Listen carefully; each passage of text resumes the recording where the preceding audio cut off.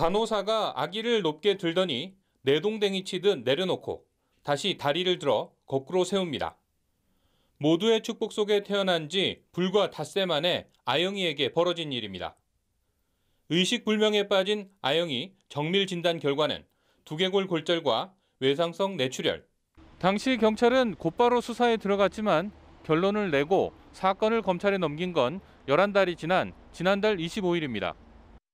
CCTV의 아동학대 정황은 고스란히 드러나지만 아영이가 머리를 다친 게 간호사 잘못인지가 명확하지 않아서인데 몇 달을 검토한 전문가도 쉽게 결론 내리지 못했습니다. 경찰은 다른 원인이 없는 상황에서 간호사 과실이 명백하다며 업무상 과실치상 혐의 등에 대한 기소 의견으로 수사를 마무리했습니다. 수사 과정에서 다른 아동학대 정황이 나와 해당 병원 간호조무사와 원장도 함께 검찰에 송치했습니다.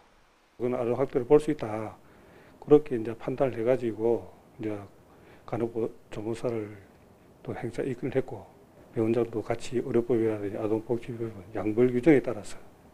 당시 아영이 사건이 알려지면서 국민적 공분이 일었고 관련 청와대 국민청원도 등장했습니다.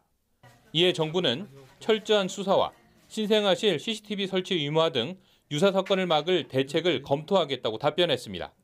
본 청원을 계기로 정부는 의료기관에서 이와 같은 일이 두 번 다시 발생하지 않도록 아동학대 및 의료기관 내 환자 안전과 관련한 정책들을 꼼꼼하게 챙기겠습니다.